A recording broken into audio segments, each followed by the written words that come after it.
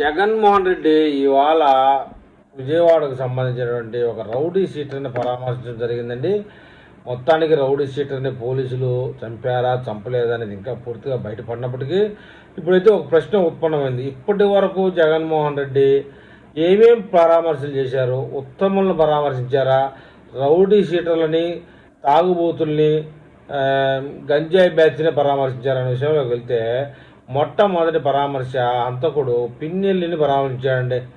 తర్వాత రెండవది దళితుడిని కిడ్నాప్ చేస్తే వాడిని పరామర్శ వంశీ, మన గన్నవరం వంశీ దళితుడిని కిడ్నాప్ చేసి కోర్టులో అబద్ధపు సాక్షి చెప్పించుకున్నాడు. ఆ సందర్భంలో వంశీని కలిశాడు. ఇక తెనాలికి సంబంధించిన గంజాయి బ్యాచ్ని ఒకరిని పరామర్శించడం జరిగింది. ఇక బెట్టింగ్ బ్యాచ్ పరామర్శ తెనాలికి సంబంధించి అది కూడా. ఇక విగ్రహావిష్కరణ కూడా చేశారండి. రౌడీ షీటర్ని పరామర్శించి విగ్రహావిష్కరణ చేశారు. ఎక్కడది? కొండేపి. నేడైతే మైనర్ని రేప్ చేసి రౌడీ షీటర్ అలాంటి వాడు మైనర్ని రేప్ చేసిన రౌడీ షీటర్ ఇంటికి వెళ్ళి అండగానే కూకున్నాడు ఆయన. అక్కడ రౌడీ షీటర్ సాయి కృష్ణని పోలీసులు ట్రేస్ చేయాలి, ఆ కుటుంబానికి న్యాయం చేయాలి. ఇది వేరే విషయం. జగన్ మైండ్ సెట్ ఎలాంటిదో చెప్పడానికి ఇది ఒక ఉదాహరణగా చెప్పాలి.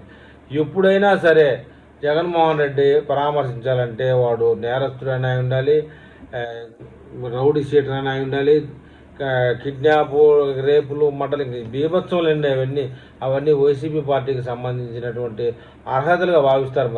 మరి ఈ విషయంలో మన ఏపీ ప్రజలు ఏమని కామెంట్ చేస్తారు చూద్దాం.